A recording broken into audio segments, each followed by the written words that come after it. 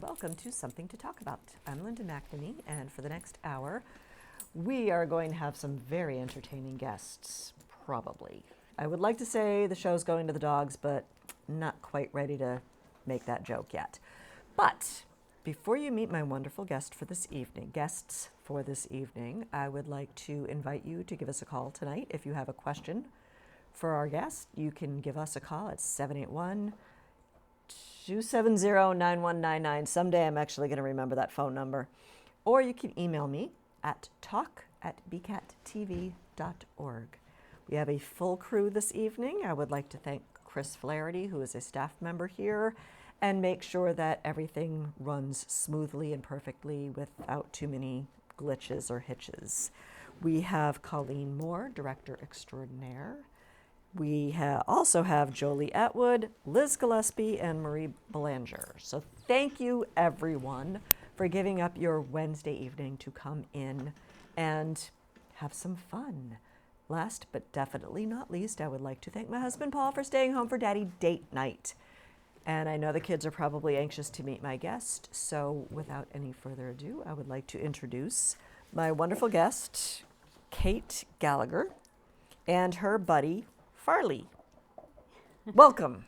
Thank you. Thank you for having us. So glad you guys could come.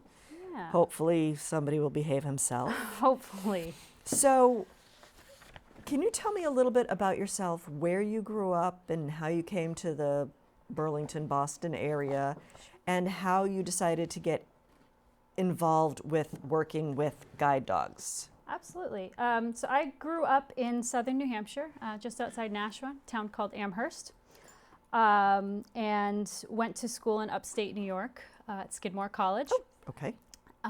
And after school, I wanted to get into public history, so museum work.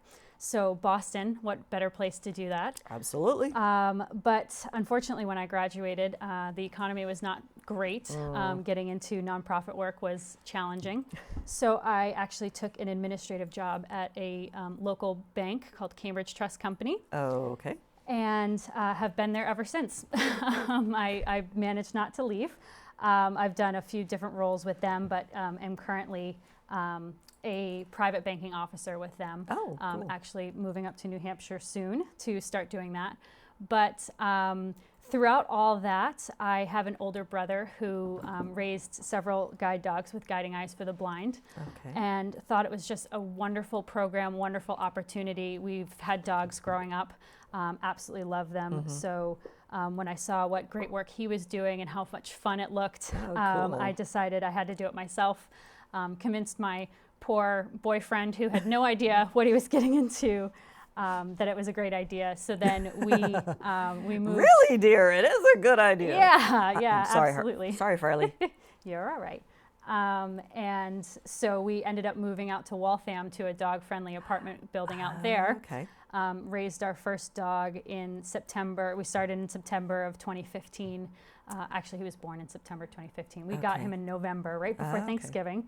And he went back to Guiding Eyes in January of this year. Oh, and okay. we're now working on Farley here as our second guide dog. Excellent. So you guide dog have in them for about 14 months? Yeah, it ends up being, we get them at 8 weeks. They will return to Guiding Eyes somewhere between 14 to 17 months, depending on the dog and the schedule. So yeah, we end up having them for about 14 months, 14 to 16 months, give or take. Can you tell me a little bit more? I mean, you and Farley are both involved with Guiding Eyes for the Blind, which is actually a New York-based organization. Yeah. Can you tell me a little bit more about them and what their mission is and how they work? Absolutely. So Guiding Eyes is one of many guide dog schools in North America. I believe there are 14. And they were founded in the 1950s with the intent of providing independence and freedom to folks who are visually impaired or blind. One of the great things about Guiding Eyes is they provide their dogs free to folks who need them, okay. which is somewhat unique, as it is a very expensive Yeah. process to How much? raise and It's train. like 30, 40 Actually, grand? I've seen 45 to 50. Wow, okay. Depending on the school and the dog. Oh, When all's said and done, from day one to graduation, okay. and beyond. So it's definitely There's a treat over there. That's what I think he's trying to get. He's all right. He's just getting impatient. So it's definitely an expensive proposition for sure. Okay. Enough. Stop. Enough. All right. So Farley is still just a puppy. Yeah, he So is. He is. And he's still learning. He's having a little bit of a hard time this evening with all that's going on. So we're trying. Pretty to keep exciting, him, though. Trying to keep him happy and Okay. entertained, but it's much like a child. They don't perform well when you want them to.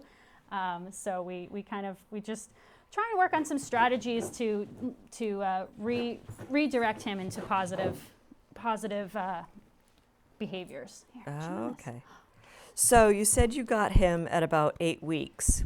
Yes. So what's the process in that first 8 weeks to determine whether or not he gets placed with a volunteer like you to go through all of the training?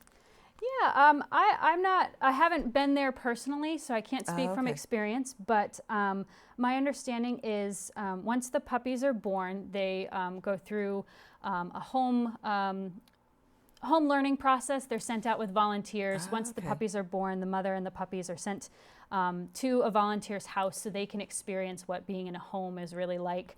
They can hear what a vacuum sounds like, a blender, All those favorite sounds that dogs just right? love.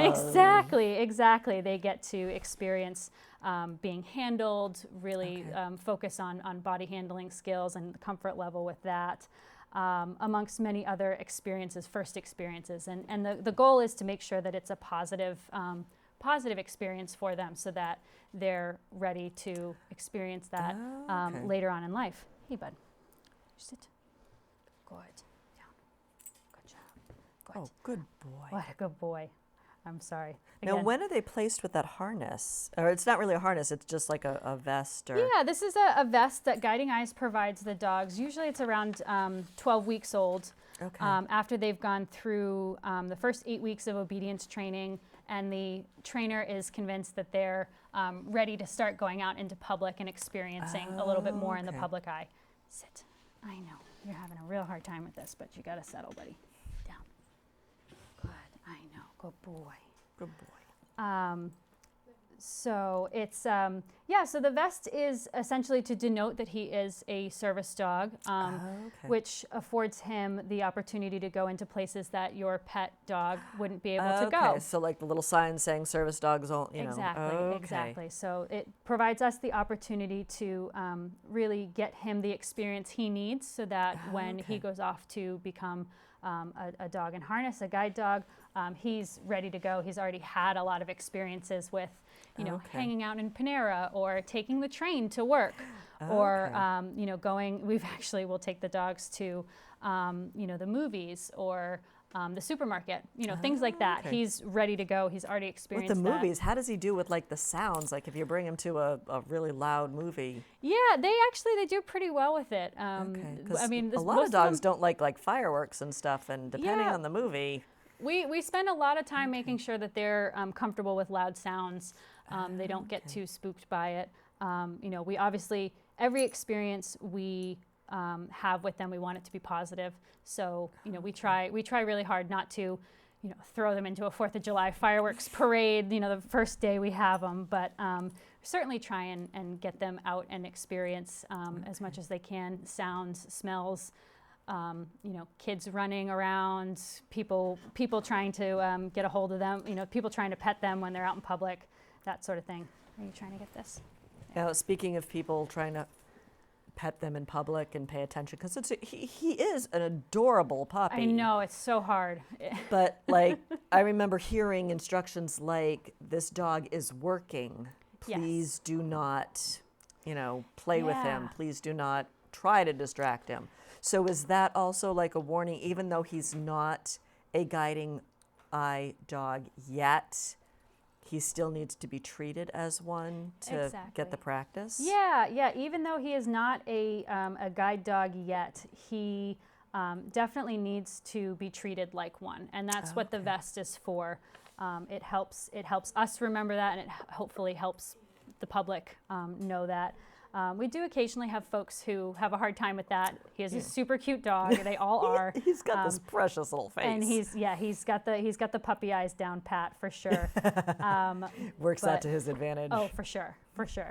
But it's important that when he's working, and especially when a guide dog team are working, that they are not distracted by by the public, that they aren't interrupted in their work. I like to tell people it's kind of like when you're at work and you're on your computer and you're taking a phone call and you're trying to do something and someone comes up and pats you on the head. Like, how distracting would that be, right? I mean, you're in the middle of a conversation and all of a sudden you're like, I don't know what I was talking about. Like, that was so rude. And I kind of imagine it the same way for the guide dog team, because that guide dog is focused on his or her job. Right. And that's to safely get his or her person wherever they need to go. And if they're getting distracted by somebody scratching their head or making kissy faces or eyes or whatever, it can actually be dangerous. Yeah. Okay. Fortunately for us, he's training. He's not doing anything quite that important yet. So when we have mishaps, it happens. And sometimes he tries to initiate things because he is still a puppy, and he loves attention. He loves people. So he is still a puppy. How old is he? He's 9 months. Just turned 9 months. Yeah. So he's big enough to be a handful, but young enough that we still have some time to work out a few kinks. So now you mentioned him or her, and you've had 2 male dogs. Correct. But could guide dogs be male or female? Yeah, absolutely. Farley, hey, come on, enough. You But are I just really a want my pest, buddy. toy. Sit. Good. Stay. I really do want to just reach over there and scratch him behind the ears. I know. It's tough. It's tough sometimes. It's tough. Absolutely. Males or females, it really does not matter. Guiding Eyes does not have a preference. Just comes down to like temperament. It comes down. It actually, some males are very low key and not a problem. Some females are very low key and not a problem. And just like humans, everybody is different. Everyone has their own personalities and characteristics. And what Guiding Eyes does is they try to match the characteristics of the dog to a person looking for a guide dog to make sure that the team is well matched. Because it's a relationship. Absolutely. It's a very, very important and delicate relationship. And so you would never want to pair a dog that's very high energy, that needs a lot of activity, with someone who stays home 24/7 and doesn't really, only leaves the house to do the occasional errand. Okay. And vice versa. You wouldn't want to put a dog who is very low key with someone who wants to be out running marathons, which, they do. So Really? Wow. yeah. So it's important that team is really well matched, and whether or not it's a male or female dog doesn't really matter. So it's either or really works, and they all have their own personalities for sure. So It looks like Farley is a black lab. it is, yes. Does Guiding Eyes tend to just use black lab dogs, or are there like other breeds? And if there are other breeds, what kind of other breeds might there be? Sure. So Guiding Eyes uses about 95% Labrador retrievers, and that's all different colors. I've seen yellow, I've seen black, chocolate, and actually a variety called a black and tan, which has brown points but is black in color. Wild. Very cool looking, very neat. They kind of look a little like a Rottweiler coloring, but lab body. They also, about 5% are German Shepherds and Golden Retrievers, although I don't believe they use Golden Retrievers as much anymore. So it's mostly German Shepherds and Labradors. Golden Retrievers seem to be pretty mellow. Yeah. Which I think why they started using them. Definitely. Yeah, it's funny, German Shepherds and Labradors are very different breeds. They have very different temperaments and different training styles, but they both make great guide dogs. And so you'll see both out working in public. It's preference for the person they're with, and preference for the work that they're doing. But no, they're great. I haven't yet to have the opportunity to work with a German Shepherd, but I'm told it's very different from working with these Labradors who are incredibly food motivated and bred to please, whereas I'm told the Shepherds are a little more job focused. Oh, okay. Very keen on getting the work done, however it needs to get done. So, okay. Now speaking of, when I think German Shepherd, I normally don't think guiding dog. I usually think like a police canine dog or, military dogs. What's the training process that a puppy like Farley would go through to figure out if he or she would be a good guide dog versus a service dog versus, a military, or like we had mentioned before the show, working at the airport? Sure.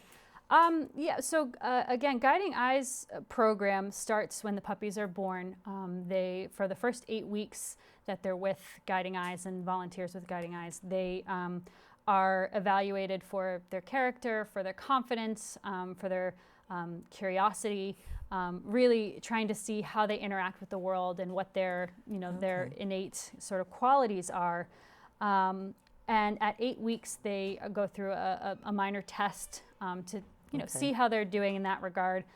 If the puppies at 8 weeks pass that test, then they're then handed off to volunteers like myself and my husband, who will then have them for the next year and a half. And our job is to work on house manners, obedience, and socialization. So in our home, we have very strict rules, and this is because of Guiding Eyes. They would like us to follow, Bud, where are you going? They would like us to follow some relatively strict guidelines to make sure that the dogs are ready to be in someone else's home. And so we're told, the dogs aren't allowed on the furniture, they're not allowed to have people food, they're not supposed to play with things that aren't theirs, like shoes, socks, that sort of thing.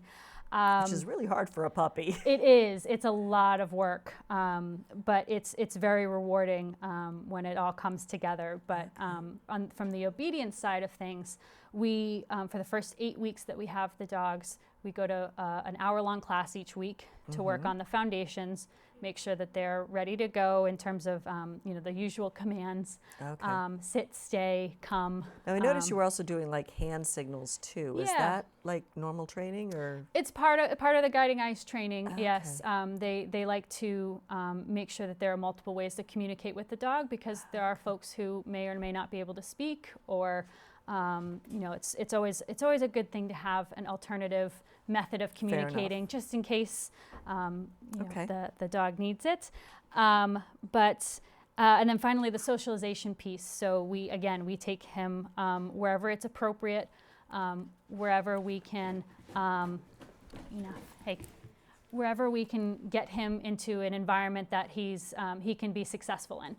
And so it's a great opportunity for us to take him, again, places that your pet normally wouldn't go, again, as long as it's appropriate, and he's going to have a positive experience from it. So he goes to work with us. He probably has more miles on him than many dogs in our region, because he travels in the car a lot. He goes to the grocery store. We've brought him into the store. He'll hang out in Panera again with us. So those are all great socialization experiences. He also has a bunch of doggy friends that he plays with. I was just about to ask if he has like an opportunity to be a dog. Yes, like going to the doggy park, or. Absolutely. He definitely gets to be a dog about 95% of the time. We tend towards having play dates with other Guiding Eyes folks, because they know what the rules are, and they know their dogs also know what they can and can't do. Table scraps. Right. Right. And they know, so Guiding Eyes does encourage us to make sure that the dogs play well, and they play in a manner that is appropriate. So no biting, no jumping on each other. They're supposed to always have a toy in their mouth. They can chase each other, but it needs to be over a toy. So again, other Guiding Eyes dogs, they kind of know the drill. So more, it tends to be a better opportunity for him to play in a good environment. We are not encouraged to take them to dog parks, only because we don't have control over the situation. And worst case scenario, something happens, a dog comes in that is, Doesn't play well with doesn't others. exactly doesn't play well with others. We don't want him to have a bad experience Right. with We don't want him getting hurt either. I mean, you exactly. really don't want a vet bill because he got bit by another dog. Exactly. So our job is to keep him safe. So there are certain circumstances where we have to make concessions for that, and dog park's one of them. Guiding Eyes asks that we never let them off leash unless it's in a fenced-in area. We play with dogs that we know are appropriate and that he'll get along with. Although my parents' dog might not be the best example of that, but. Now, do you also have to figure out if he or she at the time are good with kids or other, ages of people? Absolutely, yeah. Working around kids is definitely important. Because he might be placed with a family that has kids. Absolutely, yeah. We have no idea what his life is going to be like after he leaves us. He may be in a house with horses, chickens, children, cats. Okay. He could be placed on a farm. I've heard it happen before. An emu farm. I've heard that happen before. Emu farm? Yeah. Go figure. Go figure. He could be placed with a single person or a family. We try and get him that experience with kids. For us, for my husband and I, we don't have children, so it's a process of going out and finding citizens on the street and asking if they'll help out, or it's we actually are encouraged. If you ever need volunteers, I'm sure my 7 and 9-year-old would love to help out Farley. Perfect. I will. I'll definitely reach out to you after for that, because he could use a little bit of work with kids. He tends to get very excited around them, but. I've gotten him exposure to horses, chickens. We take them to petting zoos if we can. I was about to ask if you could take him to the zoo or something. Yeah. Again, as long as it's appropriate, and a lot of times we'll call ahead just to make sure it's okay, because we never want to force anyone to do something that they're not comfortable with. And even though he does have a vest that denotes him as a service dog, we, as volunteers, it's not our job to educate people on the laws. It's our job to make sure that he has a great experience and that we do as well. So, we've taken him all sorts of places, exposed him to birds, kids, squirrels, the whole 9 yards. Yeah. It's definitely, I think there's a bit of a competition amongst us to see who can do the most weird, introduction. So it's definitely a good opportunity for us to do new and fun things, because we're like, we have to get the dog, used to that sort of thing. So let's hop in the car and we'll take him on an adventure. So. Wow. Yeah. Okay, so when in the process, how do they determine if he will be successful as a guide dog versus he needs to do something else? Sure. Again, the process of determining the guide dog happens throughout the entire process, from day one to the day he's paired with someone. And when he's with us, as I mentioned, we go to regular classes, puppy classes, we call them. And there's a trainer, a Guiding Eyes for the Blind professional trainer who oversees our classes. And she keeps on top of what we're doing with the dogs, making sure that there aren't any red flags, any issues that we need to be concerned about with him. Like if he is afraid of lightning, or if he doesn't like riding on a train. Exactly. So she can work with us on things like that, or things as simply as he just won't sit still when you need him to. Oh no, that would never happen with a puppy. I know. Yeah, Pat's going to be very upset with you when she sees you next, buddy. So throughout the process, if there are issues that arise that need a professional touch, Guiding Eyes is always there to take the dog, work with them for a couple of days, see if they can overcome it. Because we're volunteers, we're not professionals. If there's an issue that we're having a hard time with, we have a wonderful community of other it's raisers. Good network, it's a great network. Other raisers who are on their 20th or 20-something dog, who know what they're doing, know it very well. We have, again, our trainers that oversee the region, or trainers back at Guiding Eyes who are a great resource for us. So there's always someone to help throughout that process.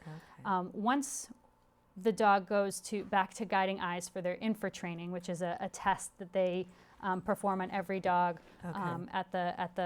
throughout the program. Okay. That test is, again, very similar to the one that they did at 8 weeks. It just is an opportunity for guiding eyes to see how the dog interacts with his or her environment, what their personality is like, their temperament is like. Are they confident? Do they kind of shy away from new things? How distractible are they?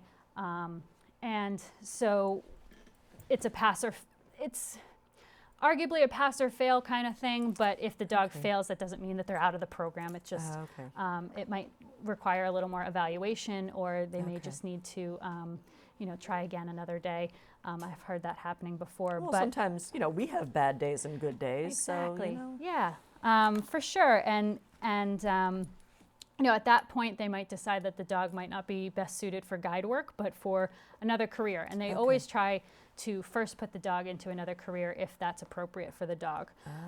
So, working with local police departments or national police departments, depending on who they're working with autism programs that put dogs with children that's who need really amazing. Yeah, children who need service dogs, which is wonderful. Working with ATF for substance sniffing and bomb detection. So there's always an opportunity for them to try and be a working dog. If working life isn't for them, then there are opportunities for them to be adopted. So, which is great. So they'll always find a home, and preferably they'll find a working home. But if not, now how long is their career typically? I mean, do they get to retire after 10 years, or is it like a health thing, or? It depends on each dog is different, but I've heard it's typically around 8 years or so. It'll depend on the dog, their health, how they're doing. Are they ready to retire? Just like people, sometimes they start to give the word. But I've heard it typically around 8 to 10 years, depending on the dog. Okay. So, yeah. Now, you had mentioned that the volunteers in the regions for Guiding Eyes is pretty much the Northeast corridor. Yeah, we have raising regions all throughout. It's from Maine all the way down to the Carolinas, and then out to Ohio. Oh, wow, that far, okay. Yeah. So Guiding Eyes for the Blind is based out of upstate New York, Westchester County, New York. They have 2 facilities, one for the breeding colony and one for the Canine Development Center, where they do the training. Each raising region is based on geography. It's to help us as volunteers to have, a bit more of a centralized community, and all of us raisers who are in a particular region, we go to class together, we do outings together. We're encouraged to get together outside of class to practice.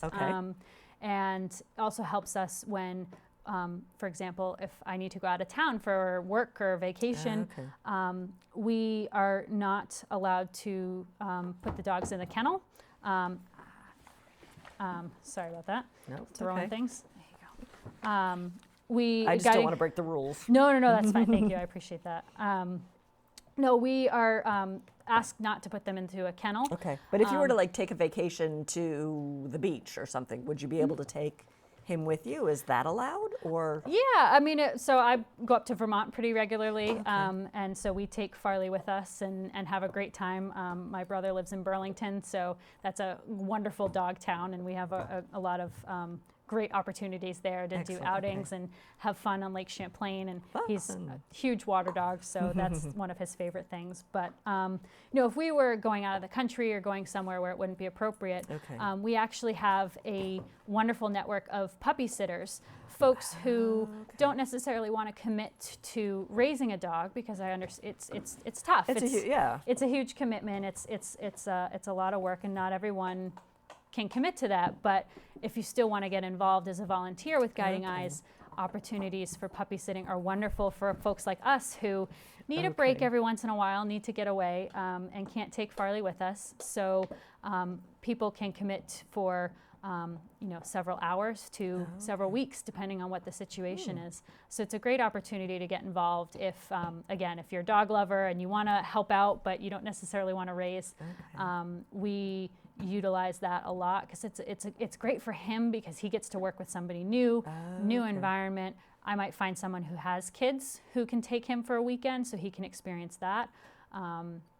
Or, you know, I can send him off to a nice, quiet, you know, single person who isn't going to leave the house much. Send him to a farm where you can, exactly. play with chickens. Right. So it's a wonderful opportunity for him, and it's great for us because we never feel like we can't get away or, you know, have to constantly be with him from day one to the end of it. So that's another opportunity for folks to get involved. When I was thinking, we will talk about that more, but when I was thinking of like the region that Guiding Eyes covers, when the dog is placed with a visually impaired person, is that person also within the same geographic area, or could they be like California or literally anywhere in the world? Anywhere in the world? Wow. Yeah.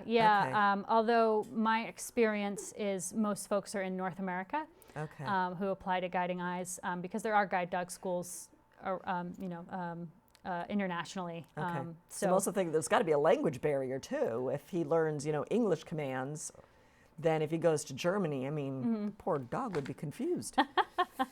Yeah, that's true. I hadn't necessarily considered that, but they're quick studies. They learn really fast, and you'd be surprised at how much they can figure out from just tone of voice and body language than the words. But are you eating the plant? What are you doing? Now, do you get any say in where he goes? Or? We do not, no. So our first dog actually landed in Canada, in Ontario. That's wonderful. We're so excited. But, so that's an international placement. My brother's first dog ended up in California. I know some dogs who have ended up locally. So it's all dependent on, again, that we call them graduates, the folks who apply for guide dogs who work with Guiding Eyes, and the dogs where they end up. So now, do you ever get like letters from where they've been placed saying Farley's doing a great job and here he is at the beach? And do you ever hear back from them, or is it like dependent on the it's dependent on the graduate whether or not they want to reach out to us. So as puppy raisers, we chose to share our contact information with whoever ends up, whoever gets paired with our with the dog that we raise, and so it's up to that graduate whether or not they want to start correspondence with us. And so I know it can be kind of tough when you don't hear anything about the dog. Guiding Eyes does try to keep you apprised of what's happening, how things are going, but you don't get the day-to-day necessarily. It's more of a general I'm just wondering, overview. like, Christmas card or something. Yeah. So I've actually heard of situations where the puppy raiser and the graduate are very close and Facebook friends, and they send postcards and Christmas presents to each other, and then I've heard of the opposite where they don't really stay in contact, and after a while you don't really hear much about the dog. So it can be a little challenging as a puppy raiser when you don't get to hear about the dog that you've raised. Yeah, I'm just wondering. Afterwards. I mean, but how can you say goodbye to that cute little face? It's you keep in mind what the goal is, and that's to provide independence and freedom to someone who needs it. I actually had the privilege of meeting someone who had a Guiding Eyes for the blind dog. Actually, around the time that we sent Irvin, our first dog, back, and in talking to her about her experience, how grateful she was, how incredibly life-changing it was to have this dog, this partner. Wow. It was just, you're like, okay.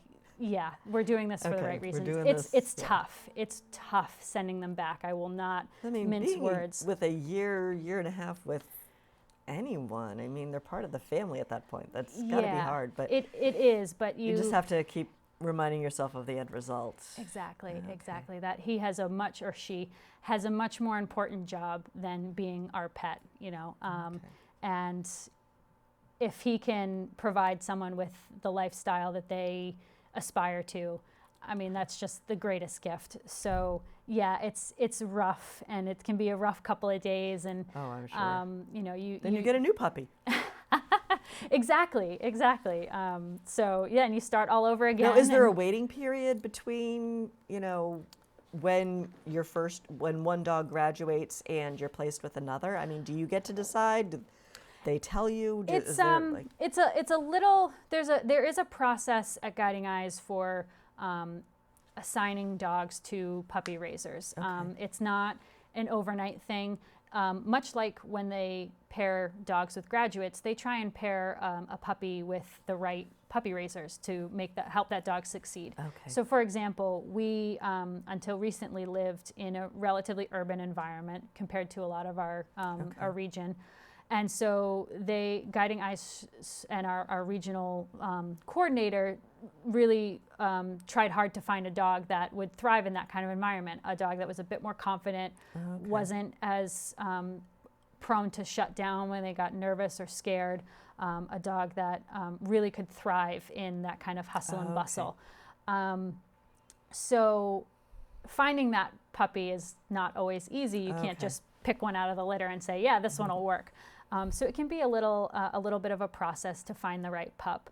And then there's also a lot of other volunteers waiting for their puppies, and so regions have to work together to, choose dogs for the right fit, the right volunteers, and so I imagine it's a lot more complicated behind the scenes. But from my perspective, it's you let Guiding Eyes know that you're you're ready for a puppy, you're ready to commit, and they start putting together the right tools to get the puppy in place. And then so for us, let's see, we sent Irvin went back in January, and we had Farley by about March. Sometimes people overlap puppies with their older dogs if that's an option, typically for more experienced raisers or folks who can commit to that. It's a lot of work having an 8-week-old puppy and a year-plus-old dog. Well, because in the it's same still house. a puppy at up until 2 years. So. Right. So it's not easy for sure, but some folks end up doing that. Some folks take a couple months between dogs, depending on their life, the circumstances. So it's entirely dependent on each raiser. Our region, and I can't speak to others, but I think this is generally the way things go. Our region tries to start raisers with puppies around the same time. So we have a class, because we go to puppy class, and so we try to have a graduating class, with dogs that are all around, give or take by a few weeks the same age, so that they're more or less on the same schedule in terms of milestones and training and maturity and that sort of thing. Now, do you know, I know this wasn't in one of my prep questions, but do you know how many puppies are being raised by volunteers at one time? I heard recently, I believe it's between 300 and 400 are out now. Wow. Okay. At all ages, not just. Yes. That's out in the puppy raising for population at the moment. Okay. So that's anywhere from someone got a dog today to someone is bringing their pup back to Guiding Eyes tomorrow kind of scale. So it's a good sized group and a large geographic area for sure. So I can understand why they want to kind of cluster. Does Guiding Eyes kind of say, okay, this next litter is going to Eastern Mass and this litter is going to Ohio? Do you know how that, or is it just who's ever available and placements and? I don't know specifically, but I do know a lot of times. Puppies will get split amongst regions. So our first dog, I don't know where his siblings were raised. As it turns out, Farley's sister is being raised in the same region as us. So, actually in New Hampshire region, we're in Eastern Mass, so she's nearby. She's a neighbor. So we actually got to meet her at a class recently. We crashed a New Hampshire class for a little bit. And so that's just a coincidence. So it's entirely dependent on different circumstances. So it's more like not really personalities, but the temperament of the volunteer versus the dog. You kind of just match it that way, and it just let the chips fall where they may. More or less, yeah. And regions tend to pick puppies that fit fit that person the right way. And sometimes, puppies will have very similar characteristics, and we have volunteers in our region who are also kind of similar. So we have had siblings in our class before, but it's not through try. It's Okay. just through happenstance. Okay. Yeah. Now, how did Harley get his name? Did you name it? No, so Guiding Eyes Oh, names. I said his name. Uh-oh. That's all right. Sorry. So Guiding Eyes names all of the puppies. Each litter is assigned a letter. So the first litter in January is the A litter, and all the puppies have names. He likes shoes. Yeah, he does. All the puppies have names that begin with A. Okay. So for Farley, all of his siblings are F puppies. What was his sister's name? Do you remember? Fiji. Fiji. Okay. Fiji, and I think he has a brother named Franklin, and I don't know, the F litter was a pretty good one. They had some good names in there. But so each litter goes in alphabetical order based on timeline. So A litter, B litter, C litter goes through. I think Guiding Eyes typically goes through 3 or 4 iterations of the alphabet each year. Wow. So depending on the year. And Yeah, Q must be kind of hard. yeah, Q they and do. X. They do skip over a few letters. I think X is one of them. Occasionally they'll skip over. I think when they've gone through the second or third or fourth go through the alphabet, they may skip over Z and Y and a few others. But they get very creative with some of the names. Oh, I'm sure they do. So it's unfortunate when you get a name that you're like not super thrilled about, but it's unfortunately it just is what it is. Okay. So you just kind of have to make do. Out. You were doing so well for a while. Come here. Yeah, he's doing okay. He's settling in a little bit. He's just not very good at diverting himself when he's bored. Now, we mentioned, actually, yeah, let's talk about the volunteers now. You Sure. became a volunteer. Your husband, by default, became a volunteer. And your brother's a volunteer. How do you become a volunteer, and what different types of volunteers are there? Absolutely. So for puppy raisers, which are the folks who work with the dog from 8 weeks to a year and a half, it's a pretty comprehensive process of applying online. So www.guidingeyes.org. We have a whole page for folks to read about, understand, kind of get a sense as to what they're getting into, what the process is. And then there's an online application you can fill out. Okay. That application will then go to a volunteer coordinator in your region, who will then, in my experience, they gave us a phone call and we chat. We had a phone interview, more or less, just to kind of fill in some of the gaps on that application, kind of get a better sense as to who you are, what kind of person you are, what you're hoping to gain from the experience. Then we were encouraged to attend classes, a couple of classes, just to kind of see what it was all about, really get a sense as to the experience. What are you doing? Then once we decided that this was in fact what we wanted to do, there are a lot of opportunities along the way to say, you know what, maybe this isn't quite right for me. Because they probably don't want to go through all the training for you and then have you at the end of the training say, oh, no. No, absolutely not. Yeah, it would be a lot of work. And of course, the worst case scenario is you get placed with a puppy and then it's not something that you can commit to. And then you've got a puppy that needs to be rehoused and nobody wants that. So so after we've attended a couple of classes, we have to go through what's called pre-placement class. Which is a series of classes, takes a couple of days over the weekend for a few hours, where you go through expectations of Guiding Eyes, the training philosophy, what to expect for the first 8 weeks, what to expect for the first night. Are they housebroken when you get them in 8 weeks? No. So we have to do the housebreaking. They are comfortable, understand what the crate is. They've spent a lot of time in it as puppies, but they are not housebroken. They have very minimal training in terms of basic commands. So that's all on us as puppy raisers. So for folks who not necessarily want to commit to the full puppy raising experience, oh my goodness, he is still a puppy. Yeah.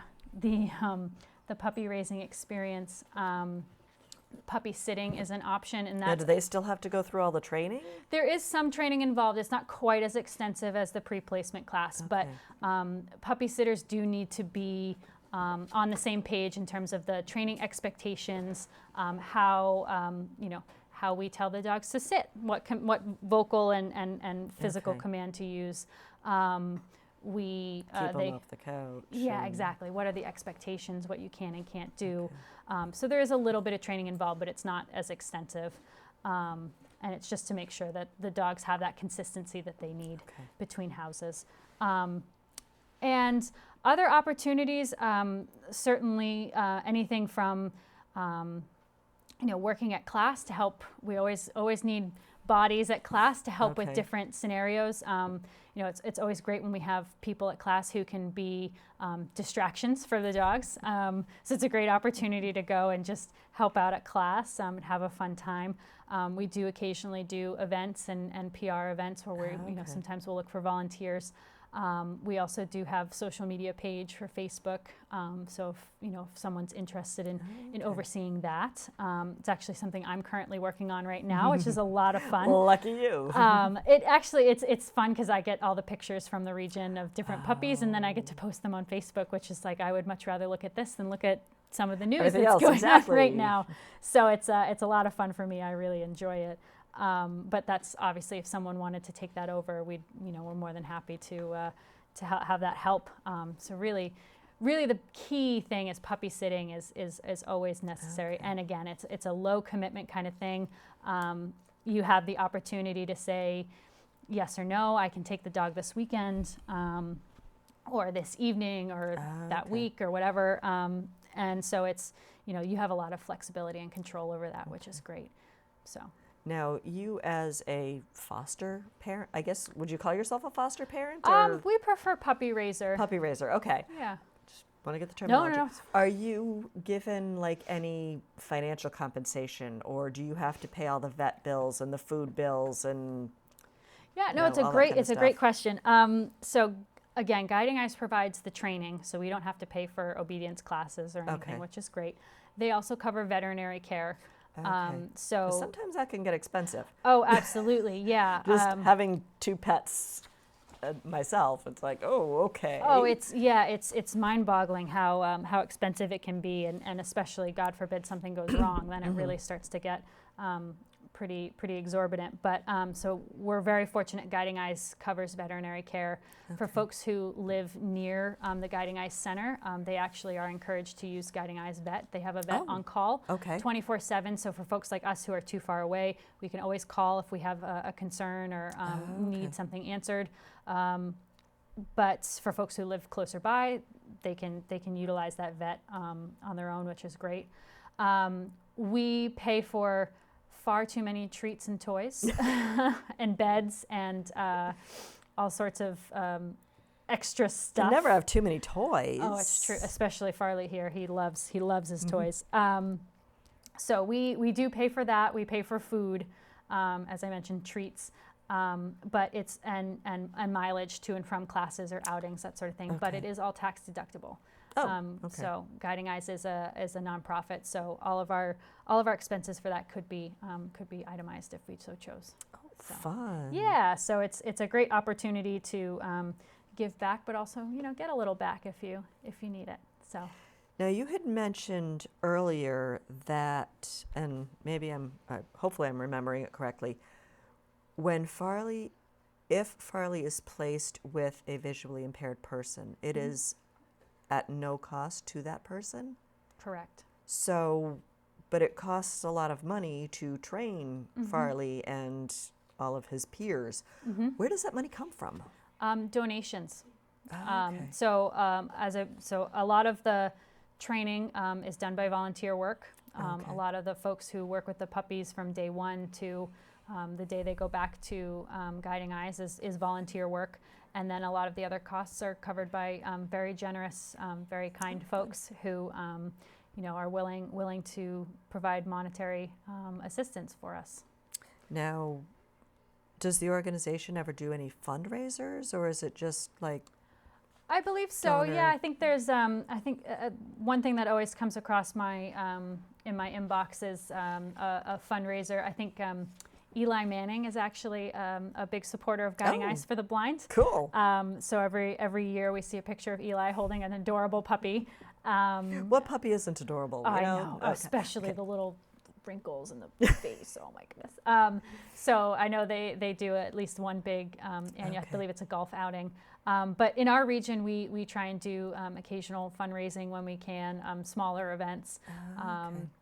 We've worked with the Carroll Center out in Newton a few times, and they have an annual walk that we usually go to. And we have I don't know if you've seen them, they're statues of guide dogs in harness and with the Guiding Eyes for the Blind on the front. So it's actually one at my local grocery store up in New Hampshire. So we have those. And we do puppy kissing booths occasionally to help raise money. So those are always fun. Good opportunity for the dogs to say hello and meet folks and have a good time. Must be somebody's favorite activity. Oh yes, absolutely. Yeah, he loves it. So Now, when a dog is placed with a person and the dog finishes his or her term of service in 8, 10 years, whatever, is that person eligible for a new guide dog? And do they get priority because they're already... How does placement work, I guess, is a better question to ask. I don't know the specifics. My experience is mostly from the puppy raising side of things. Okay. So I don't know what exactly the process is to apply for a guide dog. I know that information is on our website. I do know that, for example, our first dog, Irvin, is with someone who has a retired guide dog from Guiding Eyes. So this is her second. Irvin is her second guide dog. So it does happen. But I don't know what Guiding Eyes policies, procedures are on that. But I do know there's information online about it if folks are interested and want to learn more. Whoa, you doing okay, buddy? Gonna knock over the table, Puri. I know. Don't do that. What are you doing? What are you doing? You're a mess. I'm not a mess, Mama. I'm cute. Yeah, because I'm just being me. So we talked about volunteers, but are there other ways that someone can help out? Like maybe do a fundraiser or do a food drive, or have you ever seen that being done? Not in our region, but I don't think that's because it can't be done. I think it just hasn't been. I've only been with Guiding Eyes since 2015, so I'm a relative newbie at this. Some of our friends in our region are actually on their 20 some odd dogs, so they've been at this for a long time and they've been there and seen it all. So absolutely, if folks want to get involved, want to do a fundraiser or donate gently used in good condition dog equipment, whether it's crates or beds, toys, that sort of thing. I would absolutely encourage them to reach out through our Facebook page. So Facebook, okay. Yeah, Facebook or online. I don't know if there's a specific place online to inquire about fundraisers, and if it's someone local to this area, probably best to reach out through Facebook, and we can work together. We're always eager to have folks who want to get involved, help out and do something that they're passionate about. So. Well, we are almost out of time. We got about 3 or 4 minutes left, and I'm just wondering if you can.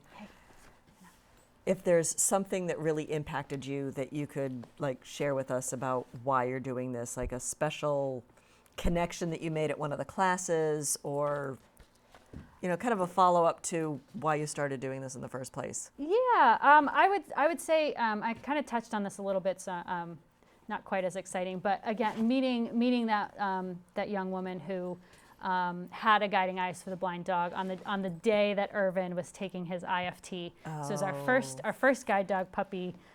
We were waiting to hear if he'd passed. We're still pretty raw about him going back. And I had the pleasure of meeting this woman who, unfortunately, she had lost her sight unexpectedly later in life. She was is a mom who had children, and she felt like, as anybody who was in that situation probably would, like, how do I go on? Like, how do I deal with this? And she tried to use a cane for several years, and it just wasn't quite working for her. She was still having a hard time getting around, and so she finally went to Guiding Eyes and got a dog through them. And she said to me that she could be a mom again, and that was just, she said it was absolutely life-changing having this dog, knowing that I could get from point A to point B safely. I could go to my kids' recitals or school plays, have the dog help me find a seat. I didn't have to bother anybody else to assist me.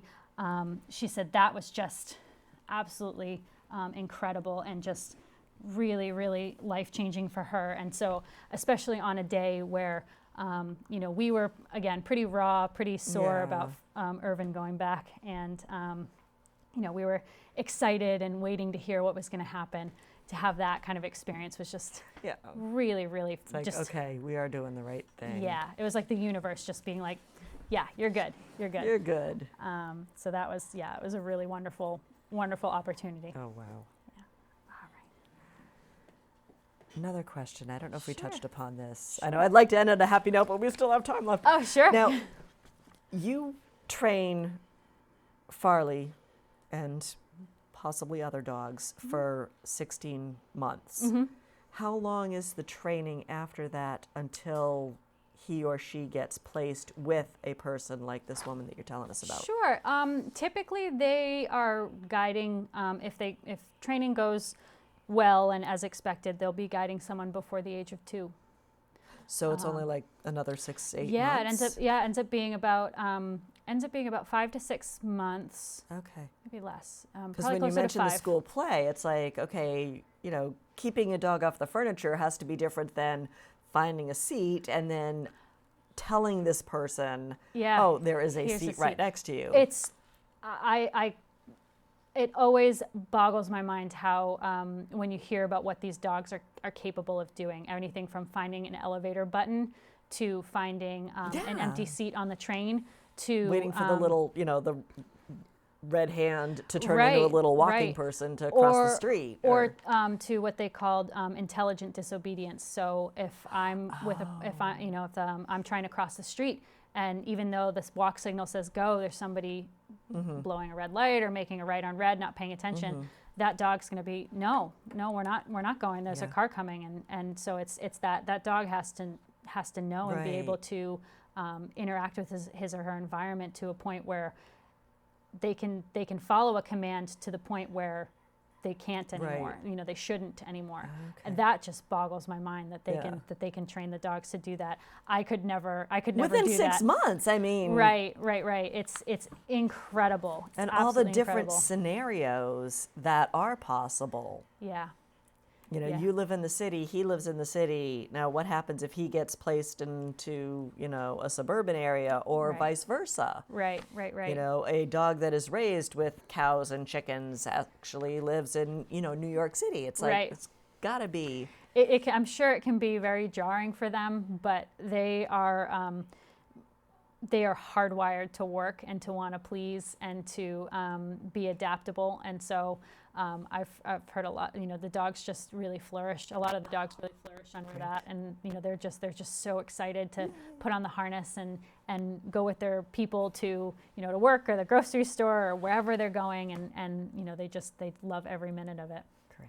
So, yeah. Well, we are out of time. Thank you very much. Thank you. Farley, you could go home now. Yes. Oh, thank goodness.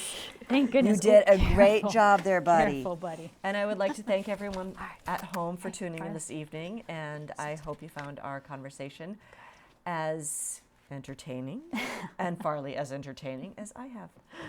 Thank you very much. Have a great week. See you around town. Good night.